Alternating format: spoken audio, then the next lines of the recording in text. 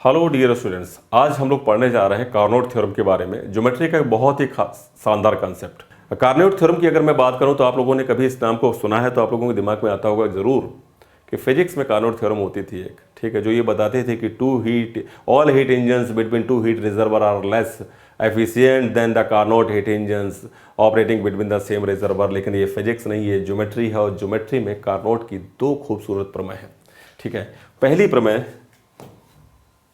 Carnot theorem of perpendiculars, ठीक है, और दूसरी थ्योरम है Carnot theorem of in radius and circum radius. पहली थ्योरम आपको क्या बताती है? पहली थ्योरम आपको ये बताती है कि अगर एक त्रिभुज आप लेते हैं जिसके अंदर कोई सा भी बिंदु लेते हैं P, और उस तीन बिंदु से आप तीन परपेंडिकुलर्स खींचते हैं तीनों भुजाओं के ऊपर, जैसे कि यहाँ पे खींचा गया PD, PE और PF, और तीनों परपेंडिकुलर्स जब खींचे जाएंगे भुजाओं के ऊपर तो त्रिभुज की भुजाएं 6 पार्ट्स में डिवाइड हो जाएंगी और 6 पार्ट्स में डिवाइड भुजाओं में एक निश्चित संबंध होता है जो कि ये लिखा है। ये बोला जाता है कि ऑल्टरनेट साइड का जो स्क्वायर्स का जो सम होता है वो दूसरी अदर ऑल्टरनेट साइड के स्क्वायर के सम के बराबर होता है, जो कि ये लिखा है, ठीक है। इसकी पूरी बात अभी हम करेंगे, इस पर सवाल भी करेंगे, ठीक है। दूसरी थ्योरम कार्नोट की ये होती है इन रेडियस और सर्कम रेडियस की, जिसमें ये बोला जाता है कि एक त्रिभुज के अंदर O यहाँ पर कोई बिंदु, कोई बिंदु नहीं बल्कि सर्कम सेंटर है। O is only a circum centre.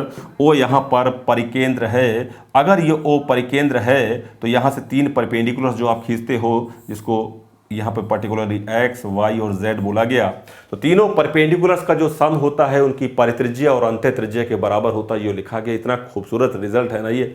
इस पे आधार पे सवाल अगर मैं आपको बताऊं तो जैसे कि ये सवाल SSC CGL में पूछा गया है, आप इस सवाल को कर सकते होगे निश्चित तौर पर, लेकिन अगर आपको कार्नोट मालूम है तो आप इस सवाल को बिना पेन चलाए करोगे, ठीक है। बस इतनी सी चीज़ें होती हैं, ठीक है। और हम लोगों को बाकी के लोगों से आगे निकलना है तो हमारे पास बाकी के लोगों से तेज औजार हथियार तो होने चाहिए ना भाई।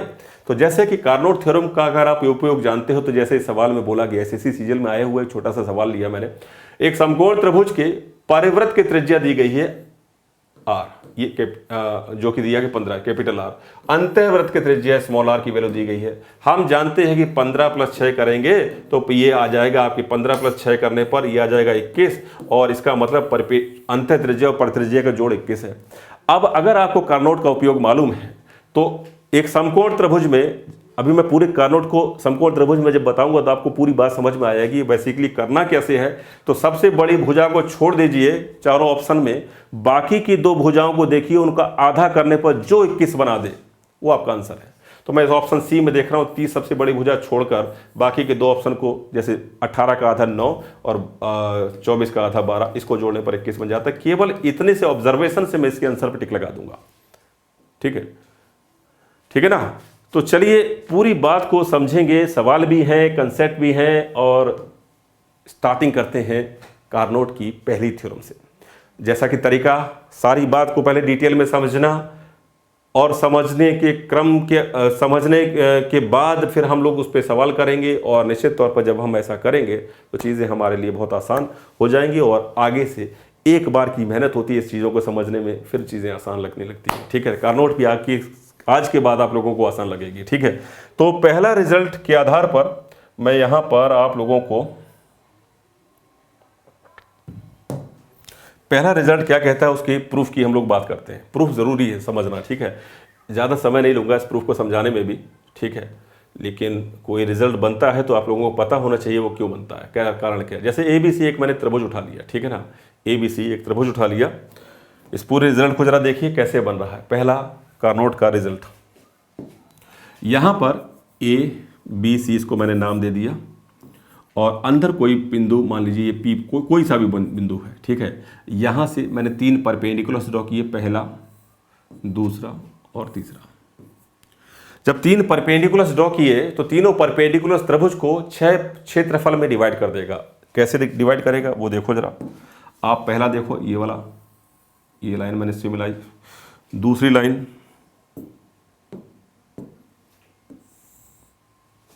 और तीसरी लाइन।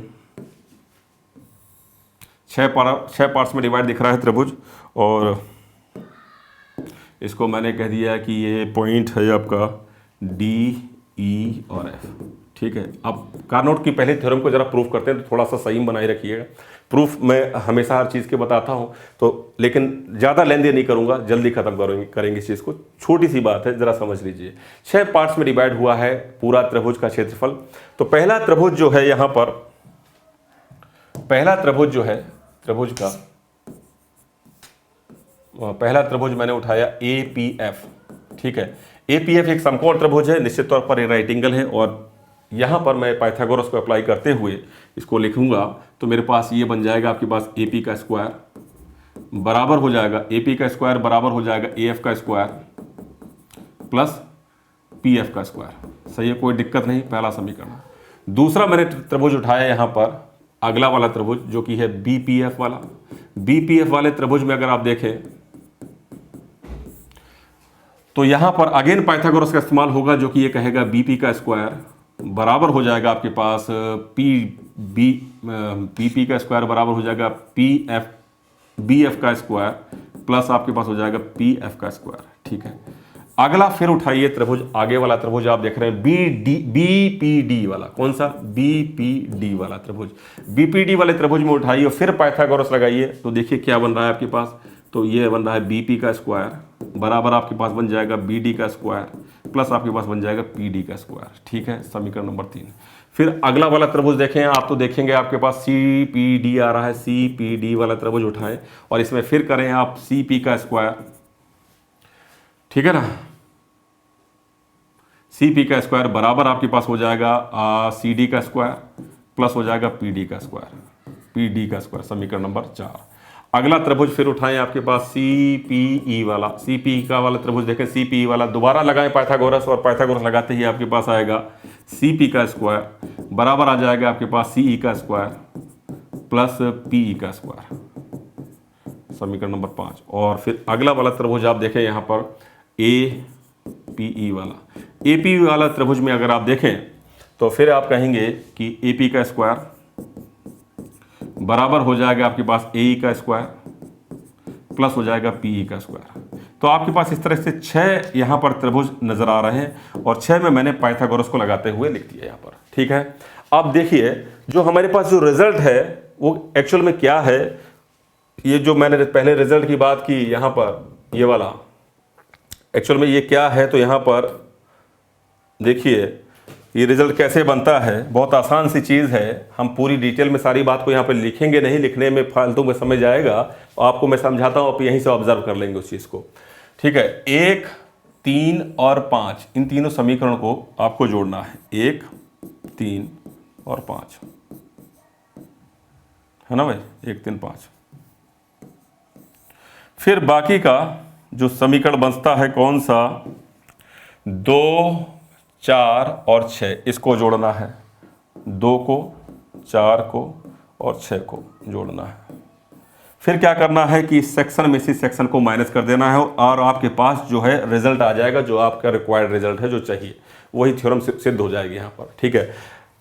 ऐसा क्यों हो जाएगा, तो बात को समझिए मैंने ऐसा क्यों किया। यहाँ पर मैं देख रहा हूँ 1, 3, 5, देखिए जरा 1, 3, 5 में AP, पहले देखो AP आ रहा है, फिर 3 में BP आ रहा है और 5 में CP आ रहा है, और वैसे ही 2, 4, 6 में भी AP आ रहा है, CP आ रहा है और BP आ रहा है। यानी अगर मैं राइट इस तरफ की सेक्शन की बात करूं, ठीक है, इस तरफ की सेक्शन की बात करूं, लेफ्ट हैंड साइड की बात करूं, तो लेफ्ट हैंड साइड में मैं ये देख रहा हूं कि ये जो सेम चीज़ है, जैसे कि मैं AP का स्क्वायर, CP का स्क्वायर, देखो यहाँ पर मैंने आपको जो बताया वो ये बात है कि इस तरफ अगर आप देखें कि AP का स्क्वायर आ रहा है, फिर BP का स्क्वायर आ रहा है और CP का स्क्वायर आ रहा है। सेम यही चीज़ अगर आप देखें इस तरफ अगले वाले 2, 4 और 6 में, वहाँ पे भी BP और CP और AP आ रहा है, ठीक है। तो इसका मतलब जब मैं इसमें से जोड़ के पहले 3 को जोड़ूंगा, फिर अगले 3 को जोड़ के जब मैं माइनस करूंगा, तो इधर कुछ नहीं बचेगा क्योंकि सेम वैल्यू है। तो राइट हैंड साइड में आपके पास क्या दिखेगा, यहाँ पर 0 दिखेगा, ठीक है। अब आप इस तरफ की बात करें, जब आप इस तरफ की बात करेंगे तो आप देखें क्या बनेगा। यहाँ पर 1, 3 और 5 को जोड़ें, फिर आप 2, 4 और 6 को जोड़ने पर घटाएंगे, तो घटाने पर कुछ वैल्यू खत्म होंगी। पहले 1, 3 और 5 वाले सेक्शन को देखिए, फिर 2, 4 और 6 वाले सेक्शन को देखिए, घटाने पर कौन सी वैल्यू कट रही है। तो मैं ये देखूंगा PF का स्क्वायर इधर आ रहा है, इधर आ रहा, कट गया। PD का स्क्वायर ये है, ये भी कट जाएगा। PE का स्क्वायर ये है, ये भी कट जाएगा। ठीक है इतनी बात। अब मेरे पास बच गई साहब साइड, ठीक है। तो मैं ये जानता हूं कि पहले 3 को मैंने जोड़ा था, फिर दूसरी, चौथी और छठवीं को जोड़ा था, फिर घटाया था, ठीक है।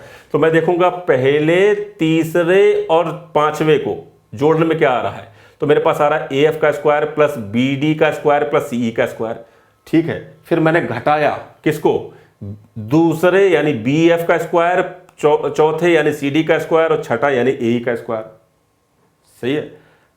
और बराबर में क्या, इस तरफ क्या चल रहा है, 0, यानी जो मैंने घटाया वो पहले 3 के बराबर होना चाहिए। तो मैं यहां पर सिंपल सी बात ये लिख दूंगा कि AF का स्क्वायर, ये रिजल्ट में सीधा लिख रहा हूं क्या बन के आ रहा है जो मैंने समझाया उसके आधार पर, AF का स्क्वायर, फिर पहला हो गया, फिर तीसरे में देखा BD का स्क्वायर प्लस पांचवें में देखा मैंने CE का स्क्वायर, ये बराबर होगा किसके, दूसरे में क्या बन रहा है, BF का स्क्वायर, तीसरे में चौथे में क्या बनना है, CD का स्क्वायर, और छठवें में क्या बनना है, AE का स्क्वायर। बस इतनी सी बात है कि बात खत्म हो गई। बीच का टर्म मैंने सारा लिखा नहीं, लिखने में समय खराब होगा और समय कीमती है, ठीक है। और इतनी सी बात से अगर आप समझे तो आपके दिमाग में सारी चीज़ें एक हलचल की तरह से चली होंगी और मज़ा आया होगा, चीज़ों को समझ भी गए होंगे। और बेसिक बात क्या है कि जब हम कैलकुलेशन वाले पार्ट भी कभी करते हैं गणित में, तो हम लोगों को ये इस स्तर पे आना पड़ेगा कि हम लोगों सब चीज़ों को लिखें नहीं, ऑब्जर्व करें और रिजल्ट को निकालें, विदाउट कैलकुलेशन भी काम करने का प्रयास करें कभी कभी, ठीक है। जैसे कि मैं सारी बात को लिखता तो आप समझे, पहले मैं तीनों को जोड़ूंगा, फिर इन तीनों को जोड़ूंगा, फिर मैं घटाऊंगा, फिर मैं अगला बोर्ड लूंगा, ठीक है। क्या मतलब उस चीज़ का, तो इतनी बात से आप समझ गए। तो यहां से जो रिजल्ट निकला वो क्या है, AF का स्क्वायर, BD का स्क्वायर और CE का स्क्वायर बराबर हो जाएगा किसके, BF का स्क्वायर और BF का स्क्वायर, और यहां पर CD का स्क्वायर और AE का स्क्वायर। बेसिकली अब मैं फाइनल रिजल्ट की बात करता हूं। अब इस रिजल्ट को आपको दिमाग में कैसे रखना है, आपको ये देखना है कि हमने क्या किया कि ऑल्टरनेट इक्वेशन को जोड़ा था, फिर बाकी की जो बची इक्वेशन उसमें ऑल्टरनेट इक्वेशन को जोड़ते हुए माइनस किया था। सेम रिजल्ट से हमारे पास जो कंडीशन बनी वो ये है। उसके आधार पर हम ये बोल सकते हैं, मान लीजिए कि पहला ये पार्ट है 1, दूसरा पार्ट है 2, तीसरा पार्ट है 3, चौथा पार्ट है 4, पांचवा पार्ट है 5, ठीक है, ये और ये छठा पार्ट, ठीक है। 6 पार्ट्स में मैंने 3 भुजाओं को डिवाइड करते हुए लिखा। मैंने ये देखा, और आप लोगों को दिमाग में हमेशा ये रखना है कि पहले पार्ट का, तीसरे पार्ट का और पांचवें पार्ट का जो स्क्वायर का जो सम होगा, पहले पार्ट का, तीसरे पार्ट का, पांचवें पार्ट का स्क्वायर का जो सम होगा वो दूसरे का स्क्वायर का, चौथे का स्क्वायर को छठवें के स्क्वायर के बराबर होगा। ये नंबर नहीं है, पार्ट्स है, ठीक है। ये मत समझ लेना कि ये सब बराबर, ठीक है ना, ठीक है। तो ऐसे दिमाग में इस चीज को याद रखना है। परपेंडिकुलर्स है, त्रिभुज की भुजाओं को 6 पार्ट्स में डिवाइड करेगा। 6 पार्ट्स में डिवाइड कर दो, पहला पार्ट, तीसरा पार्ट और पांचवें पार्ट के स्क्वायर का सम बराबर होगा दूसरे पार्ट, चौथे पार्ट और छठवें पार्ट के स्क्वायर के सम के बराबर। इसका स्क्रीनशॉट ले लीजिए और फिर मैं आगे बढ़ता हूं और इसके आधार पर एक छोटे से सवाल को पहले सॉल्व करके इसको अंजाम तक पहुंचाते हैं, और फिर मैं बात करूंगा अगली थ्योरम की जो कि इससे ज्यादा इंपॉर्टेंट है, ठीक है।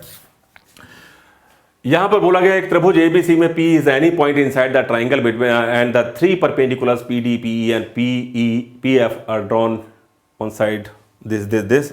सारी चीजें वही बोली गई हैं जो भी मैंने समझाया। सवाल अगर पेपर में आएगा, जैसे कि ये लिखा हुआ है, ABC एक त्रिभुज है, फिर बोला गया P is any point inside the triangle, फिर बोला गया कि 3 perpendiculars PD and PE and PF, PD AB पर खींचा गया, PE BC पर खींचा गया, और PF कहाँ खींचा गया, AC पर खींचा गया। परपेंडिकुलर से AD की लेंथ 6 है, BD की लेंथ आपके पास दी गई है 8, BE की लेंथ आपके पास दी गई है 10, CE की लेंथ दी गई है कितनी, 14, और CF आपको निकालना है, AF आपको दिया गया 6 सेंटीमीटर, ठीक है। लगाइए परपेंडिकुलर की कार्नोट थ्योरम, जो कि ये कहती है कि पहले का स्क्वायर, छठे का स्क्वायर, तीसरे का स्क्वायर, 10 का स्क्वायर प्लस हो जाए आपके पास हो जाएगा CF का स्क्वायर, ये आपको निकालना है, बराबर होगा दूसरे का स्क्वायर 8 का स्क्वायर प्लस चौथे का स्क्वायर और छठे का स्क्वायर, ठीक है, जो कि 6 का स्क्वायर है। ठीक है, बात समझ में आ रही है इतनी। अब आप मैं इसको सिंप्लीफाई कर दीजिए, इससे कैंसिल हो गया, आपके पास सी एफ स्क्वायर की वैल्यू आ जाएगी जो कि होगी 8 का स्क्वायर, 14 का स्क्वायर 196, 8 का स्क्वायर 64, 196 और ये वाला पार्ट 10 का स्क्वायर 100, इसमें से माइनस कर दीजिए जाके, तो आपके पास वैल्यू क्या आ जाएगी। इसको इसमें जोड़ेंगे, 4 जोड़कर 200 हो जाएगा, 260 में से और 100 घटा देंगे तो 160 बचेगा, 160, ठीक है, सी एफ का स्क्वायर, तो सी एफ की वैल्यू आ जाएगी अंडर रूट 160, जिसको आप लिखेंगे 16 गुणा 10, 16 को बाहर ले लेंगे, रूट के अंदर 10 छोड़ देंगे और ये बन गया आपके पास आंसर। तो इसका जो आंसर है वो आपके पास आ गया कितना, 4√10 सेंटीमीटर सी एफ की वैल्यू। तो ये परपेंडिकुलर्स पे एक छोटी सी थ्योरम थी, इस पर आधारित सवाल बनेगा तो यही बनेगा। अब एक महत्वपूर्ण थ्योरम पे हम बात करेंगे, अगला पार्ट जो इससे ज़्यादा इंपॉर्टेंट है, जो कि ये है इन रेडियस और सरकम रेडियस से संबंधित इस कार्नोट थ्योरम को पढ़ते हैं। ABC एक त्रिभुज है जिसमें जो बताया गया था, मैंने ये तो सारे भी डिस्कस हमने कर लिया कि भाई O सरकम सेंटर है, 3 यहाँ पर परपेंडिकुलर खींचे, तीनों परपेंडिकुलर का सम इनके इन रेडियस और सरकम रेडियस के के जोड़ के बराबर होता है। तो ध्यान से समझिएगा, मैं पूरे प्रूफ पे पहले चर्चा करूंगा और इसे प्रूफ अगर आप पूरा समझेंगे तो इसके आधार पर कितने महत्वपूर्ण सवाल आपके सामने लिखूंगा मैं। तो ध्यान से समझिए, ये बहुत इंपॉर्टेंट सेक्शन अब चलने जा रहा है। ठीक है, एक त्रिभुज ले लिया मैंने कहा ABC एक ट्राइंगल है, सही है। अब इसके अंदर एक मैंने बनाया यहां पर, इसका क्या है, ऑर्थो सेंटर, सॉरी सरकम सेंटर, मैं गलत बोल गया, ऑर्थो सेंटर सरकम सेंटर, ठीक है। सरकम सेंटर एक ऐसा बिंदु होता है जहां पर परपेंडिकुलर बाइसेक्टर्स मिलते हैं। परपेंडिकुलर बाइसेक्टर का मतलब आप समझ रहे हो कि अगर ये साइड A है तो ये A/2 होगी, ये A/2 होगी, आधी आधी। अगर ये साइड B है तो ये B/2 होगी और यहां से यहां तक ये भी B/2 होगी, आधी आधी होगी, ठीक है। अगर ये साइड C है तो ये C/2 होगी और ये भी C/2 होगी, ठीक है। क्लियर है इतना बात? अच्छा, अब बात आती है कि साहब ये जो मान लीजिए कि इस पॉइंट को मैंने बोल दिया ये D है, ये E है और ये F है, सही है। अब देखो होता क्या है, ये अगर सरकम सेंटर है, इसका परिकेंद्र है, तो होगा क्या कि यहां से अगर मैं B को इससे मिलाऊं, ये डिस्टेंस, ये वाला डिस्टेंस,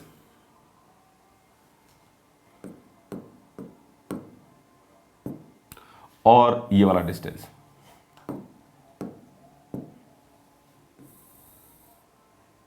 ये तीनों डिस्टेंस क्या बोले जाएंगे, तो आप कहेंगे ये है सरकम रेडियस, ये परित्रिज्या बन गई, क्योंकि ये परिकेंद्र है तो परित्रिज्या ही होगी ये। तो इसको मैंने दिखा दिया कि ये जो है ये R है, ये जो R है, ये जो R है, ठीक है। अब इसको देखिए, जो मैं आपको दिखाना चाह रहा हूं उस पर फोकस कीजिएगा, उस बिंदु पर। अगर इस क्वाड्रिलेटरल को आप देख पा रहे हो, BDOF कैसा क्वाड्रिलेटरल है, तो आप बोलोगे ये एक साइक्लिक क्वाड्रिलेटरल है। आप कहोगे ऐसा क्यों है, तो साइक्लिक क्वाड्रिलेटरल को हम जानते हैं कि विपरीत कोणों का योग अगर 180 है तो वो साइक्लिक होगा, और ऐसा है इसमें, ये 90 है, ये 90 है, क्योंकि परपेंडिकुलर सी तो है भाई साहब ये, ठीक है। ये D पे और F पर एंगल 90 डिग्री है, ये एक साइक्लिक क्वाड्रिलेटरल है। साइक्लिक क्वाड्रिलेटरल कैसा क्वाड्रिलेटरल होता है, जिसके सभी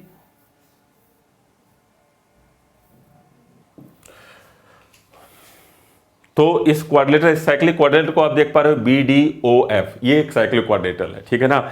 तो सभी जो शीर्ष हैं चतुर्भुज के वो किस पे आ रहे हैं, एक वृत्त पर आ रहे हैं। इसके लिए साइक्लिक बनाना जरूरी नहीं, वृत्त बनाना जरूरी नहीं था, मुझे तो बस दिखाना है कि साइक्लिक है, ठीक है ना। और बस साइक्लिक क्वाड्रिलेटरल की पोजीशन क्या है कि भाई उसके विपरीत कोणों का जोड़ 180 होता है, तो जो कि है ये 90 है और ये 90 है, बाकी ये दोनों एंगल का बचा जोड़ भी 180 ही होगा, कोई दिक्कत है ही नहीं उसमें, ठीक है ना। तो ये साइक्लिक है कुल मिलाकर। और एक चीज और देखिए, अगर मैं यहां पर मैं आपसे कहूं कि इसको F को आप E से D से मिला दिए, किसको मिला दीजिए, F को D से मिला दीजिए, इसको S से मिला दीजिए, ठीक है ना। अब आप इस लाइन को देखिएगा, ठीक है। अगर मैं आपसे पूछूं ये जो लाइन खींची मैंने FD, ये क्या है, इसकी वैल्यू क्या होगी, तो आप ये कहेंगे कि ये तो एंगल बाइसेक्टर है, तो ये मिड पॉइंट है किसका, F क्या है मिड पॉइंट AB का, और D मिड पॉइंट है BC का। तो जो मिड पॉइंट्स हैं, मिड पॉइंट को मिलाने वाली जो लाइन है एफ डी, वो सामने वाली बी के आधी होगी, क्योंकि ये चीज़ हम जानते हैं मिड पॉइंट थ्योरम में बहुत अच्छी तरह से कि दो भुजाओं की अगर मध्य बिंदुओं को मिला दिया जाए तो वो आधार की आधी होती है। ये मिड पॉइंट थ्योरम है, ठीक है। तो मैं ये कहूँगा कि ये जो एफ डी है वो बी के आधी होगी, इसका मतलब ये जो लाइन है वो b/2 है, एफ डी b/2 है, ठीक है। अब देखिए आपके पास इस क्वाड्रिलेटरल के अंदर बी डी कितना है a/2, बी एफ कितना c/2, ठीक है। ये जो है मेरे पास यहां पर जो ओ डी है वो कितना है, वो परपेंडिकुलर बाइसेक्टर है। लेट मैंने उसको मान लिया, उसको भी मैंने कुछ मान लिया। लेट ये x है, ये y है, ये परपेंडिकुलर से यहां से लेकर यहां तक का और o से लेकर f तक का परपेंडिकुलर लेंथ z है, ठीक है ना।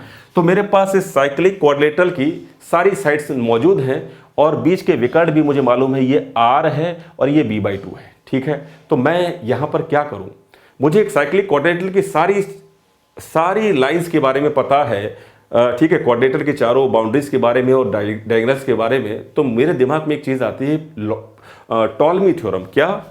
Ptolemy theorem.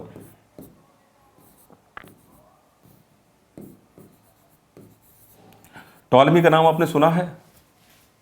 बेसिकली पी इसमें साइलेंट होता है, ऐसा मत समझ लो, टॉलमी थ्योरम, ठीक है।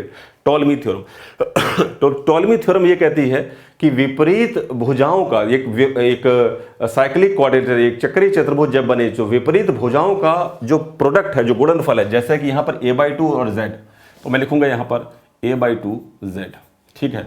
दूसरा यहां पर x और c/2, इन दोनों का जोड़ x और c/2 और x बराबर होगा इनके विकर्णों के गुणनफल के, जो कि एक है r और दूसरा है b/2। ये समीकरण नंबर 1 बन गया, सही है। अब सेम चीज अगर मैं आपसे ये कहूं कि मुझे ये बताओ कि ये क्वाड्रिलेटरल आपको एक दूसरी तरफ भी दिखाई दे रहा है, वो क्वाड्रिलेटरल है CEOD।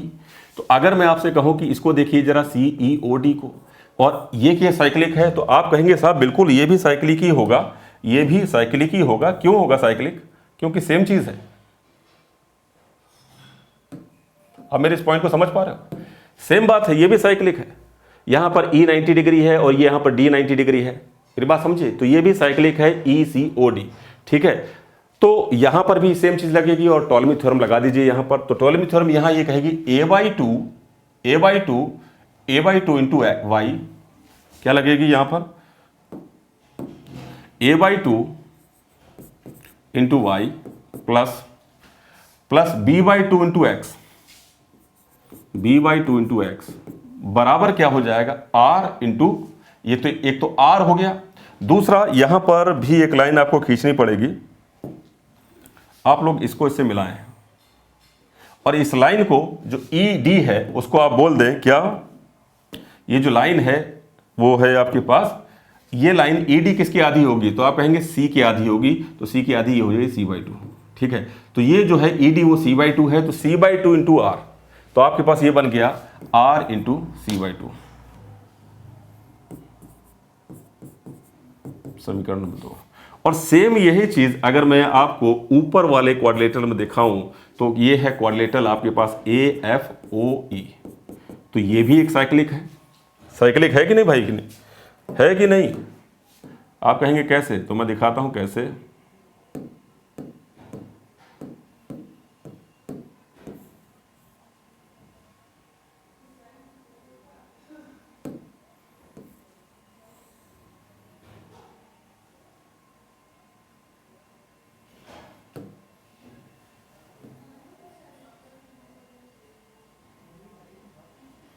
ठीक है, तो भाई साहब यहाँ पर थोड़ा सा फिगर कॉम्प्लिकेटेड बनता है और आप लोगों को इसको समझना तो पड़ेगा ही। आपको जो मैं चीज़ समझा रहा हूँ, ये जो लाइन है मैंने कहा F से E को मिलाया, ये लाइन की लेंथ क्या होगी? तो आप कहेंगे ये साहब EF क्या है? A है, तो ये a/2 होगी। ये जो लेंथ है EF a/2 हो गई। अब मैं कहूँगा दोबारा से लगाइए इसमें क्या? टॉलमी। तो टॉलमी लगाइए तो क्या करेंगे आप? c/2 into y, z into b/2, और ये है पूरी यहां से लेकर यहां तक r और इंटू a/2।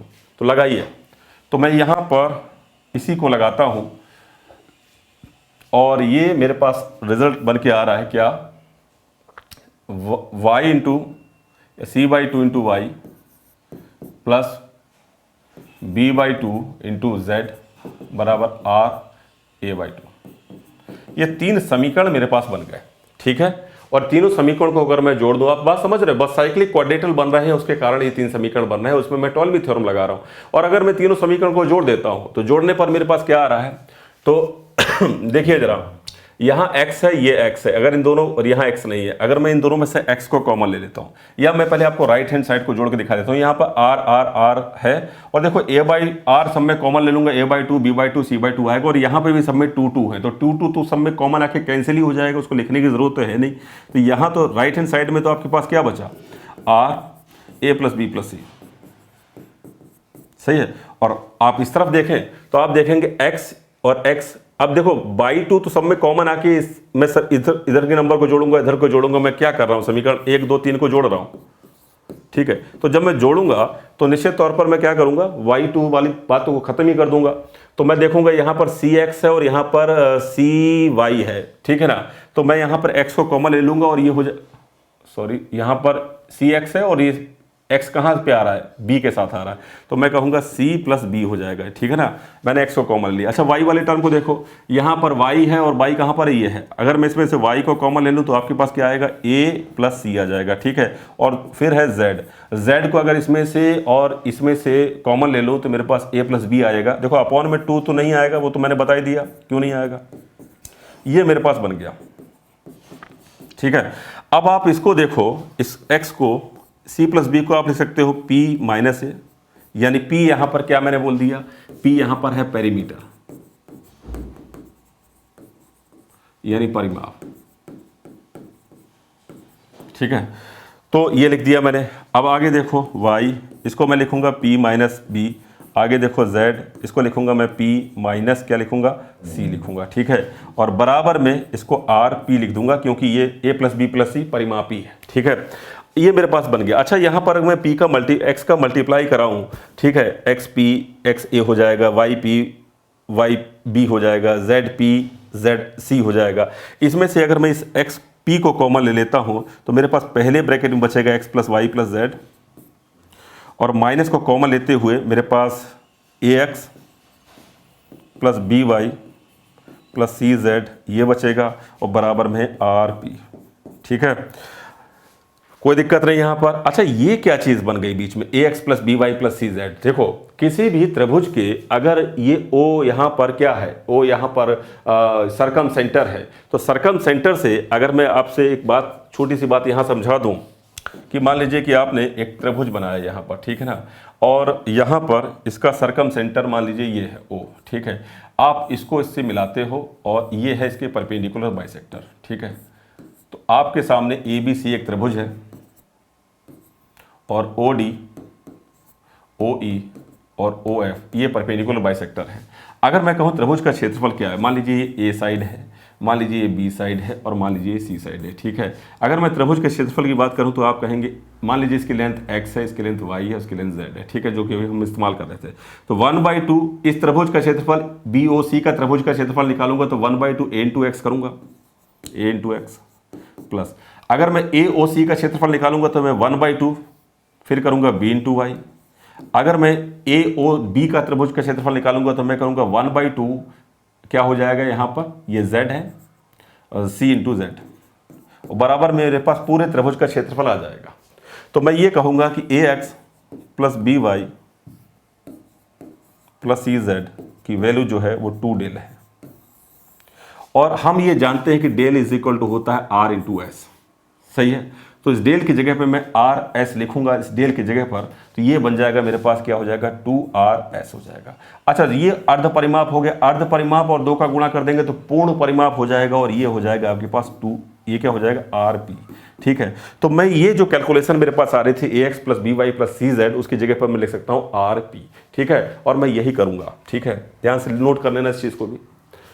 अब देखो, मैंने यहाँ पर लिख दिया RP, यहाँ पर क्या लिख दिया, RP, और जैसे मैंने RP लिखा ये सिद्ध हो गया, ठीक है। जैसे ही मैं RP लिखूंगा, सोचो जरा कि RP इधर जाएगा, स्मॉल RP है, ये कैपिटल RP है, इस इधर जाएगा तो कैपिटल, ये क्या बन जाएगा आपके पास, ये कुछ ऐसा बन जाएगा P x + y + z बराबर में हो जाएगा आर, पी को कॉमन ले लेता हूँ और ये बन जाएगा आर प्लस स्मॉल आर, और पी से पी कैंसिल हो जाएगा और ये बात सिद्ध हो गई।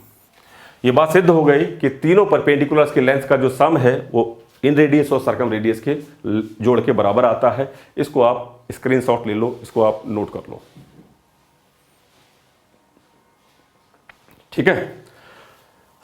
अब एक बात साहब ये आती है यहाँ पर, जब हम इसको पढ़ते हैं, ये तो हमने सीख लिया कि कहाँ गया, ये थ्योरम कहाँ थी, ये होता है रिजल्ट, तीनों परपेंडिकुलर की सम का रिजल्ट ये होता है। और एक बात मैं आपको बताऊं यहाँ पर कि अगर कोई यहाँ पर ऑब्ट्यूज एंगल ट्राइंगल बनता है तो ध्यान से समझिएगा, ऑब्ट्यूज एंगल ट्राइंगल में कोई भी कोण, ऑब्ट्यूज का मतलब होता है अधिक कोण त्रिभुज, और अधिक कोण त्रिभुज में कोई सा भी एंगल 90 से ऊपर हो सकता है, angle A, angle B, angle C, कोई सा भी।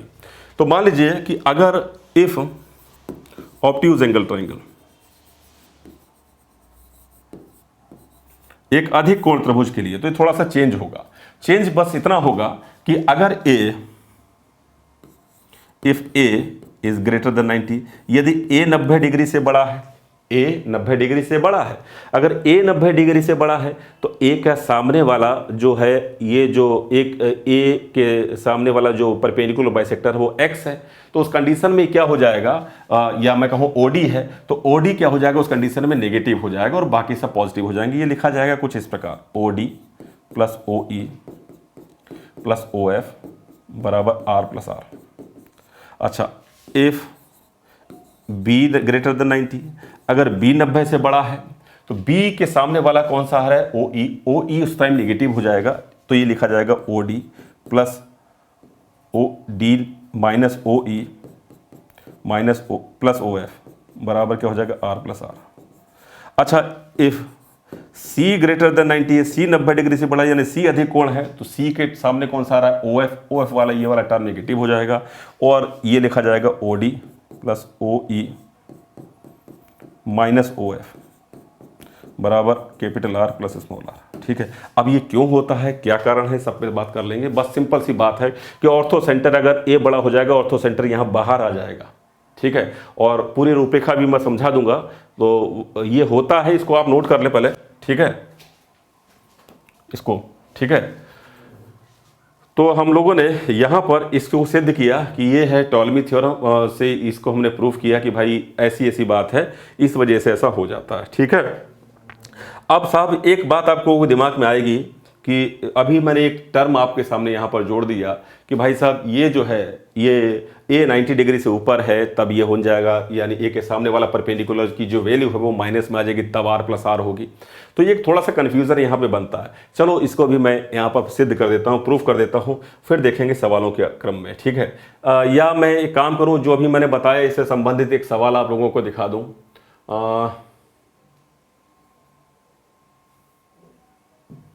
ये सब ये सवाल, हाँ चलो ये सवाल है, देखो कितना ट्रिकी क्वेश्चन बन गया है आपके सामने। बोला गया था एबीसी में ए बी बराबर 4 सेंटीमीटर, बी सी बराबर 13 सेंटीमीटर, सी ए बराबर 15 सेंटीमीटर, ओ परिकेंद्र है, ओ इज द क्या सरकम centre, and O D, O E और ओ एफ क्रमशः ए बी, बी सी और सी ए पर लंब समद्विभाजक हैं। अंत्य त्रिज्या और परित्रिज्या का योग क्या होगा? 4 ऑप्शन आपको इस प्रकार लिखेंगे। क्वेश्चन क्या कह रहा है? क्वेश्चन आपसे यह कह रहा है कि एक त्रिभुज आपने बनाया, क्या बनाया? एक त्रिभुज बनाया, जैसे कि ये त्रिभुज है, ठीक है ना। अब इस त्रिभुज में ए बी सी, ओ यहाँ पर कहीं पे होगा इसका सरकम सेंटर, और ये परपेंडिकुलर बाइसेक्टर्स हैं। ओ डी ए बी पर है परपेंडिकुलर बाइसेक्टर, और ओ ई बी सी पर परपेंडिकुलर बाइसेक्टर है, और ओ एफ सी ए पर परपेंडिकुलर बाइसेक्टर है। ठीक है, तो बताइए कि आर प्लस आर का रिजल्ट जो रहेगा वो क्या होगा? हम जानते हैं कि परपेंडिकुलर्स का जो सम होता है वो स्मॉल आर और कैपिटल आर के सम के बराबर होता है, ये चीज़ हम जानते हैं, ये चीज़ हम जानते हैं। तो यहाँ पर ये परपेंडिकुलर के सम ही आपको दिया गया है। अब आप कहोगे कि साहब ये तो डेटा दिया गया है यहाँ पर, तो और आप ऑप्शन इस प्रकार दे दिए गए, तो आप लोगों को अभी जो चीज़ समझाई उसी पर बनाए हुए ये कंसेप्ट है, कंसेप्ट पे क्वेश्चन है। कंसेप्ट ये था कि लंब समद्विभाजकों का जोड़ होता है अंत्य त्रिज्या परित्रिज्या के जोड़ के बराबर होता है। लेकिन एक बात यहाँ पर थी कि अगर ए अगर यहाँ पर ऑब्ट्यूज एंगल ट्राइंगल बन गया, एक अधिक कोण त्रिभुज बन गया, तो उसके सामने का जो परपेंडिकुलर बाइसेक्टर है उसकी लेंथ हम निगेटिव लेंगे, ठीक है। तो यहाँ पर आप देखें कि क्या जब इस प्रकार ऑप्शन बन रहे हैं तो क्या इन भुजाओं से कोई अधिक कोण त्रिभुज बन रहा है, पहले इसको चेक करिए आप। ये निश्चित तौर पर बन रहा होगा, और नहीं बन रहा होगा तो ये सब जोड़, ये पहला ऑप्शन सही होगा। पॉइंट समझ में आया? तो निश्चित तौर पर आपको यहां पर सतर्क होने की जरूरत है। आप लोग पहले इसको चेक कीजिए कि क्या ये ऑब्ट्यूज एंगल ट्राइंगल है या एक्यूट एंगल ट्राइंगल है, यानी अधिक कोण त्रिभुज है या न्यून कोण त्रिभुज है। तो आप ये पाएंगे कि ये एक अधिक कोण त्रिभुज है, क्योंकि सबसे बड़ी भुजा का वर्ग शेष दो भुजाओं के वर्गों से छोटा है, ठीक है। तो ये बड़ा है, ठीक है। 15 का स्क्वायर, 13 का स्क्वायर, 14 4 के स्क्वायर से बड़ा है, तो ये एक अधिक कोण यानी ऑब्ट्यूज एंगल ट्राइंगल है। ये ऑब्ट्यूज प्रूफ हो गया यहां पर, तो ऑब्ट्यूज हो गया। अब इसमें से कौन सा एंगल बड़ा है, ये बात आ गई, ठीक है। तो जो सबसे बड़ी साइड है उसके सामने का एंगल सबसे बड़ा होता है निश्चित तौर पर। तो सबसे बड़ी साइड कौन सी, इसमें CA है, CA यानी ये वाली साइड बड़ी है, 15 सेंटीमीटर ये है। AB 4 है, ये 4 दी गई थी। फिगर के हिसाब से मत जाइए कि 15 इतना दिख रहा है, 4 इतना दिख रहा है, छोटा और बड़ा बना सकते थे हम लोग, ठीक है। जो डेटा है उसमें फिलफिल कीजिए यहाँ पर। और BC कितना दिया गया था, 13 दिया गया था, ये 13 दिया गया था, ठीक है। निश्चित तौर पर AC बड़ी साइड है, इसके सामने वाला का एंगल बड़ा होगा। जब एंगल बड़ा होगा, ये हम जानते हैं ना कि बड़ी भुजा के सामने वाला एंगल बड़ा होता है, ये बड़े एंगल के सामने वाली भुजा यानी साइड भी बड़ी होती है। तो इसके सामने वाला एंगल जो है एंगल B बड़ा होगा, और एंगल B बड़ा होगा तो इसके सामने का जो परपेंडिकुलर बाइसेक्टर जो आपको दिख रहा है OF, ये नेगेटिव होगा, माइनस में होगा। तो मैंने यहाँ पर देखा OF मुझे ये माइनस दिख रहा है, तो OD और OE प्लस के रहेंगे, OF माइनस का रहेगा। ऑप्शन C इज करेक्ट, ठीक है। तो इतनी छोटी सी जानकारी पर इतना बेहतरीन क्वेश्चन, कंसेप्चुअल क्वेश्चन ये बन जाता है। इसको आपने समझा अच्छी तरह से। अब एक चीज यहां पर मैं जरूर आपको बताऊंगा कि ये जो सेंटर, ये जो सर्कम सेंटर है, जब त्रिभुज के बाहर बन जाता तो नेगेटिव हो क्यों जाता है, ठीक है। उसका एक बहुत छोटा सा कारण भी मैं समझा सकता हूं। चलिए मैं आपको समझाता ही हूं पूरी बात को। अब देखो ये जो चीज है कि 90 डिग्री से जो ज़्यादा एंगल होता है या अधिक कोण त्रिभुज होता है, उसके बाहर वाला परपेंडिकुलर नेगेटिव क्यों हो जाता है। तो 1 मिनट की बात है, मैं आपको ऐसे समझाऊं कि जैसे कि मैंने एक ऑब्ट्यूज एंगल ट्राइंगल बना लिया। ध्यान से समझना, छोटी सी बात से समझ में आ जाएगी आपको बात। ABC एक मैंने अधिक कोण त्रिभुज बना लिया। आप मुझे बताओ कि जैसे कि एंगल A है वो 90 डिग्री से ज़्यादा है, तो इसका जो और जो सर्कम सेंटर है वो कहाँ बनेगा, तो आप कहेंगे त्रिभुज के बाहर बनेगा कहीं जाके, ठीक है। और जो एंगल A जो बड़ा है उसी के अपोजिट में बनेगा, ऐसे ही बनता है, ठीक है। हमने और जो सर्कम सेंटर उसको अच्छी तरह से पढ़ा हुआ है। यहाँ से एक परपेंडिकुलर बाइसेक्टर अर्थात लंब समद्विभाजक मैंने AB का खींचा, AC का एक लंब समद्विभाजक खींचा, और मैंने एक BC का लंब समद्विभाजक खींचा, जो निश्चित तौर पर त्रिभुज के बाहर मिलेंगे। मान लीजिए इसकी लेंथ x है, मान लीजिए इसकी लेंथ y है, मान लीजिए इसकी लेंथ z है, ठीक है। अब जो x है वो नेगेटिव क्यों हो जाएगा, तो उसका सिंपल सी बात ये है कि अगर मैं आपसे ये कहूं कि अगर मैं B को O से मिला दूं, O, और इसको इससे मिला दूं, और इसको आगे से मिला दूं ऐसे, ठीक है। तो आप मुझे बताओ ये सर्कम रेडियस बनेगी क्या, परित्रिज्याएं बनेगी, ठीक है। मैं सिंपल सी बात आपसे ये जानना चाहता हूं कि अगर मुझे त्रिभुज ABC का क्षेत्रफल चाहिए, तो क्या मैं ABC का क्षेत्रफल निकालने के लिए, त्रिभुज ABC का क्षेत्रफल निकालने के लिए ABO का क्षेत्रफल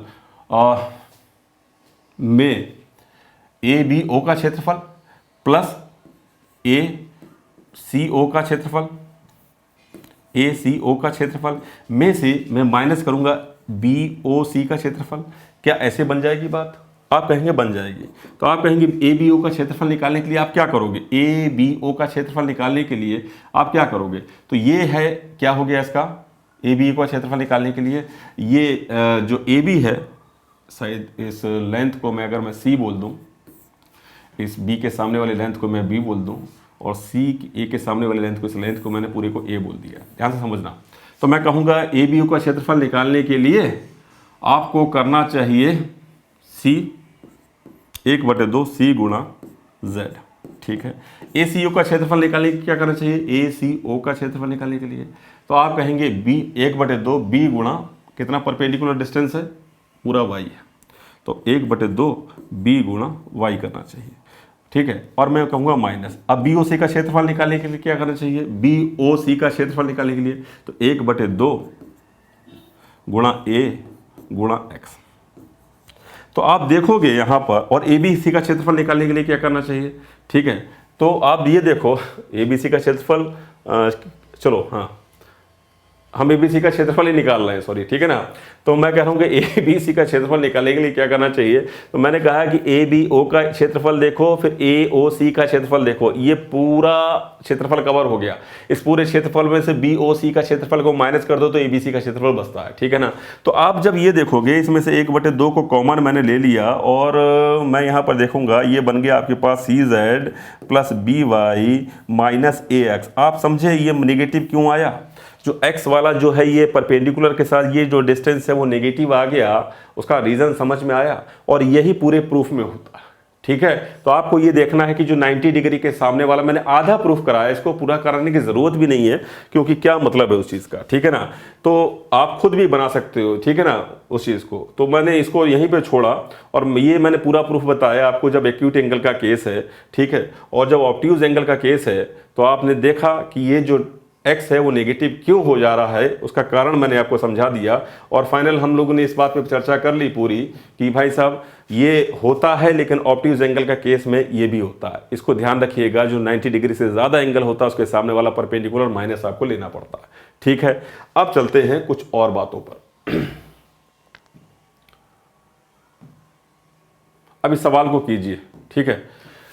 ए बी सी एक त्रिभुज है जिसमें ए बी बी सी बराबर 13 सेंटीमीटर है, सी ए बराबर 10 सेंटीमीटर है। आपसे बोला गया ओ परिकेंद्र है, ठीक है, ओ परिकेंद्र है, ठीक है। तो जैसे कि मैंने यहां पर एक परिकेंद्र की बात करूंगा, और ये बराबर साइड्स है ना, आइसोसेलेस ट्राइंगल है ये।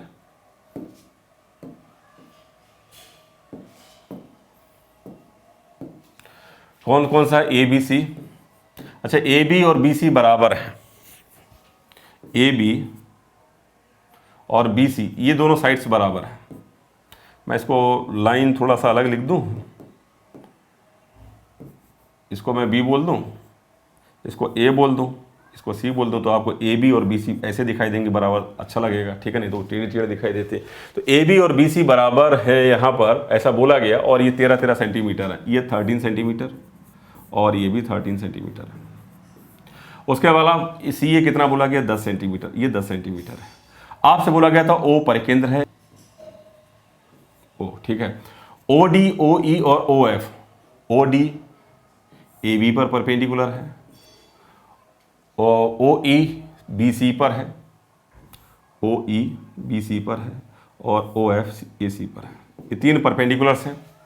बोला गया परपेंडिकुलर्स, सॉरी ये जो है बाइसेक्टर्स है।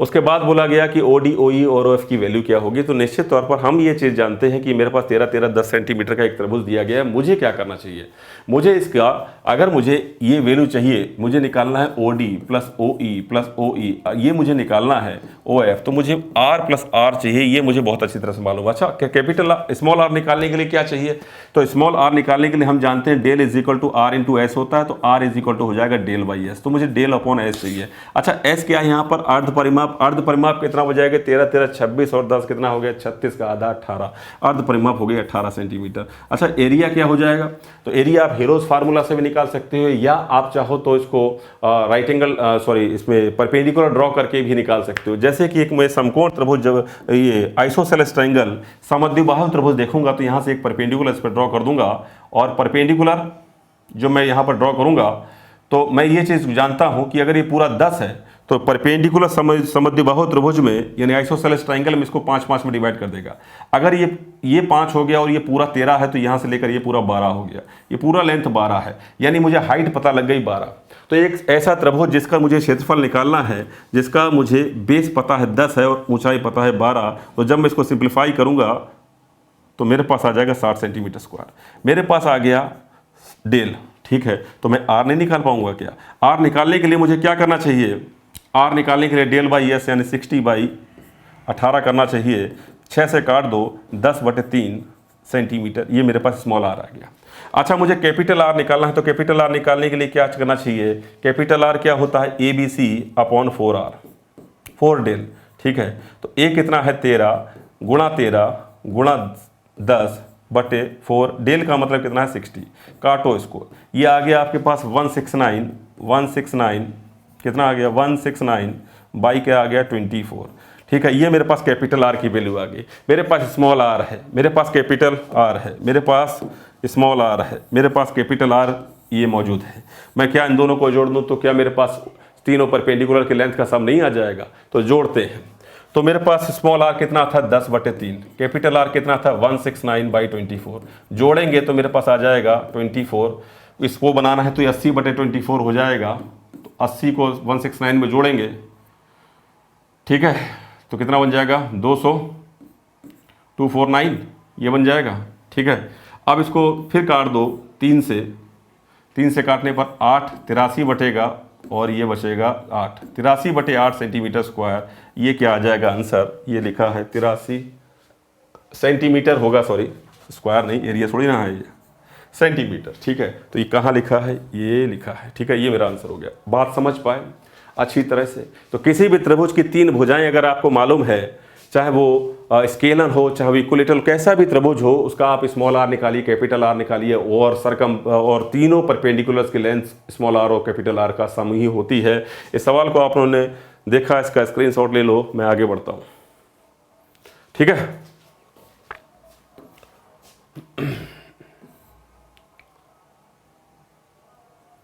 अब देखो, ये जो मैंने एक छोटा सा ट्रिक आपको बताया था एक राइट एंगल ट्रायंगल के लिए, या मैं एक काम करूं इससे पहले वाला ये सवाल करो आप। एक समकोण त्रिभुज की पे कार्नोट किस तरह से अप्लाई होती है, जरा उसको भी समझ लो। एक राइट एंगल ट्रायंगल की जब बात आती है तो एक राइट एंगल ट्रायंगल मैंने ये ड्रॉ किया,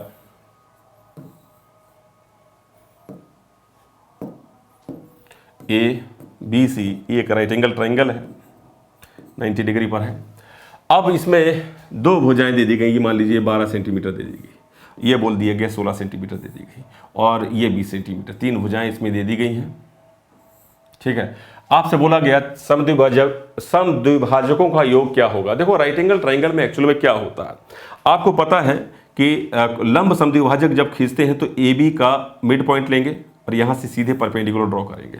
ठीक है, और BC का मध्य बिंदु लेंगे और यहां से परपेंडिकुलर ड्रॉ करेंगे, और जहां परपेंडिकुलर मिलते हैं वो कर्ण का मध्य बिंदु होता है, और यहां का परपेंडिकुलर आगे नहीं बढ़ पाता, यहीं भी मिल जाता है। सिंपल सी बात है। ठीक है, तो अगर आप बेसिक से इसको करना चाहो, आप किसी भी तरीके से इसको कर सकते हो। देखो जरा कैसे। ठीक है, मुझे ये मालूम है, पहली बात तो जो मुझे इसमें पूछा गया, और हम कार्नोट का उपयोग जानते हैं, तो हम ये जानते हैं कि तीनों परपेंडिकुलर्स का जो योग होगा ना, ये योग होगा, जो जोड़ होगा, वो कैसे निकलता है। पहला परपेंडिकुलर डिस्टेंस ये, और इसको मैं जोड़ दूंगा तो ये डिस्टेंस कितना होगा, तो ये डिस्टेंस होगा आपका BC का आधा। उसका कारण ये है कि ये मध्य बिंदु है इस ABC त्रिभुज का, ये जो मध्य बिंदु है AB का, और ये जो मध्य बिंदु है AC का। अगर ये मध्य बिंदु है तो ये जो है मध्य बिंदु को मिलाने वाली लाइन इसकी आधी होगी, अर्थात ये होगी 8 सेंटीमीटर। ठीक है, और उसी प्रकार अगर ये पूरा 12 है, ध्यान से समझना, अगर मैं यहां से देखूं, आपको दिखाऊं ACB, इस त्रिभुज को देखिए, इस जगह से देखिए, इसको आधार मानते हुए, तो ये मिड पॉइंट है, ये मिड पॉइंट है, ये वाला जो लाइन है वो इसकी आधी होगी क्या, तो ये होगी 6। ठीक है, अब परपेंडिकुलर्स की लेंथ हमारे पास क्लियर है 8 और 6। क्या तीसरा परपेंडिकुलर्स तो आगे बढ़ ही नहीं पाता है, वो तो इनसे यहीं टकरा जाता है। ठीक है, वो तो आगे बढ़ेगा, लेकिन क्या है वो, मतलब ये जो है जहां परपेंडिकुलर्स बाइसेक्टर जहां मिलते हैं वही तो सर्कम सेंटर होता है। ठीक है, तो परपेंडिकुलर बाइसेक्टर हो तो लंबा सकता है, जैसे ये खींच दिया मैंने, ठीक है, लेकिन मिलेगा तो इसी जगह पर, तो इस जगह पर तो यहां से इस लाइन से आगे नहीं बढ़ पाएगा, तो इसकी लेंथ हो गई 0। तो मैं ये कहूंगा तीनों परपेंडिकुलर्स की लेंथ क्या हो गई, 12 प्लस लेंथ का जोड़ हो गया 12 प्लस 8 प्लस 6 प्लस 0, तो ये कितना हो जाएगा आपके पास 14 सेंटीमीटर, और ये मेरे सवाल का जवाब हो गया। ठीक है, हम लोग अगर इस चीज को जानते हैं तो ऐसे ही सॉल्व कर देंगे, नहीं तो हम लोग इसका सर्कम रेडियस और इन रेडियस निकालेंगे, वो भी राइट एंगल ट्रायंगल जब आता है तो मुश्किल नहीं है। देखो ये तो हो गया, हमने ये परपेंडिकुलर्स की लेंथ को इस तरह से डिफाइन कर लिया। अच्छा एक बात बताओ, सर्कम रेडियस और इन रेडियस निकालना हो तब क्या करें, ये समझ में आ गया। 14 कैसे बनेगा, 8 और 6 14, सीधी सी बात है। ये 16 का आधा करो 8, 12 का आधा करो 6, जोड़ दो 14 आंसर हो गया। ठीक है, अब बात आती है कि इसको एक दूसरे तरीके से, जहां पर ये पूछा गया है कि लंब समद्विभाजकों का योग, तो हमने ऐसे कर लिया। ठीक है, अगर इसमें पूछा जाता कि सर्कम रेडियस और इन रेडियस का के थ्रू इसको निकालो तो क्या होगा, तो राइट उसको भी जरा यहां पर कर लेते हैं, तो प्रूफ भी हो जाएगी बात। ठीक है ना, तो जब मैं इसकी सरकम रेडियस की बात करता हूं तो मुझे मालूम है ये जो हाइपोटेनस होता है कर्ण का आधा होता है, ठीक है, सरकम रेडियस यानी परित्रिज्या 10 सेंटीमीटर। और जब इन रेडियस की बात करता हूं तो इन रेडियस मुझे मालूम है कि लंब प्लस आधार माइनस कर्ण बटे 2 से निकल जाती है, ठीक है। तो ये मुझे मालूम है, ये कितना हो जाएगा, 28 में से 20 गया, 8 बटे 2 क्या हो गया, 4 सेंटीमीटर। तो मेरे पास स्मॉल आर है, कैपिटल आर है, मैं चाहूँ तो इसको ऐसे भी कर सकता हूँ। तो मेरी बात आप समझे तो इसमें तो दो तरीके हैं आपके पास, लंब समद्विभाजकों को सवाल की लैंग्वेज घुमा सकता है, लंब समद्विभाजकों का जोड़ पूछ दे या परिकेंद्र परिवृत्त की त्रिज्या और अंतःवृत्त की त्रिज्या का जोड़ पूछ दे, तब आप क्या करोगे। तो आपके पास दोनों तरीके मैंने समझा दिए, आई होप बात समझ में आ गई होगी। अब इसके आधार पर एक सवाल और जो हमने सबसे पहले डिस्कस किया था, ये सवाल पेपर में आया हुआ भी है। एक समकोण त्रिभुज की परिवृत्त की त्रिज्या 15 सेंटीमीटर दी गई है, ये कैपिटल आर है और ये है स्मॉल आर, ठीक है, स्मॉल आर, ठीक है। और आपसे पूछा गया लंब समद्विभाजक त्रिभुज की भुजाएं ज्ञात करो, सॉरी इसमें भुजाएं पूछ ली, ठीक है, साइड्स पूछ ली। अब साइड्स तो इन्हीं में से कहीं होंगी, तो साइड्स होंगी तो हम ये जानते हैं कि जब परपेंडिकुलर बाइसेक्टर्स मिलते हैं एक राइट एंगल ट्राइंगल के अंदर, तो यहाँ से इसको मिलाया, यहाँ से इसको मिलाया और यहाँ का परपेंडिकुलर बाइसेक्टर आगे नहीं बढ़ पाते, यहीं मिल जाते हैं, यानी जो x है उसकी कुछ वैल्यू होगी, y की वैल्यू होगी, z होगा ही नहीं कुछ। तीसरा जो परपेंडिकुलर बाइसेक्टर है और उसकी लेंथ 0 होगी मिलान बिंदु पर, ठीक है ना, जहां पर तीनों मिलते हैं यानी सरकम सेंटर पर, ठीक। तो सरकम सेंटर कहां बनता है, हाइपोटेनस पर। तो हाइपोटेनस की बात आप ऐसे देखो इस सवाल को जो मैंने बताया कि मान लीजिए ये इसका आंसर है, मान लीजिए एक सेकंड के लिए सबसे बड़ा साइड हाइपोटेनस को तो छोड़ दो, अब बेस और परपेंडिकुलर को ले लेते हैं, इसका करो आधा, इसका करो आधा, इन दोनों का आधा करने पर क्या ये 15 और 6 यानी 21 के बराबर हो रहा है क्या, तो नहीं हो रहा, ठीक है। 30 का आधा 15, इसका आधा 12, ये 21 नहीं बन रहा। तो मुझे इसमें ऐसा ही ऑप्शन उठा लेना है जो 21 बना दे, ठीक है, क्योंकि हम जानते हैं कि r प्लस आर की वैल्यू क्या है, 15 प्लस 6, सवाल को देखने से पता लग रहा है 21, ठीक है। तो यहाँ पर अगर मैं देखूँ तो 4 ऑप्शन मुझे यही ऑप्शन दिखाई दे रहा है, इसमें बड़ा यानी हाइपोटेनस को काट दूँ तो मैं देखूंगा इसका आधा करने पर 9 आएगा, इसका आधा करने पर 12 आएगा और 9 और 12 को जोड़ने पर मेरे पास 21 आ जाएगा, ऑप्शन सी इज करेक्ट, ठीक है। मेरी बात समझे, तो इस तरह से इस पर हम उपयोग कर सकते हैं। तो जब राइट एंगल ट्राइंगल बनता है और कार्नोट थ्योरम उसमें अप्लाई की जाती है, तो तीसरा जो ये जो है यहाँ से खींचने वाला परपेंडिकुलर उसकी लेंथ 0 हो जाती है, ठीक है ना। तो आप लोगों को बात समझ में आ गई होगी। तो आज के इस कार्नोट थ्योरम में बस इतनी सी बात है, इसको आप अपने नोट्स पे ज़रूर बनाइएगा, ठीक है। एसएससी सीजीएल की तैयारी में हर सवाल आपसे होगा, ठीक है, कोई भी पॉइंट हम लोग मिस नहीं करेंगे, ठीक है। मिलेंगे नेक्स्ट लेक्चर में यानी कल, ठीक है। चलिए पढ़ते रहिए और खूब मन लगा के पढ़ते रहिए, ठीक है। जब तक सिलेक्शन नहीं हो तब तक लड़ेंगे और तब तक पढ़ेंगे। Take care, thank you.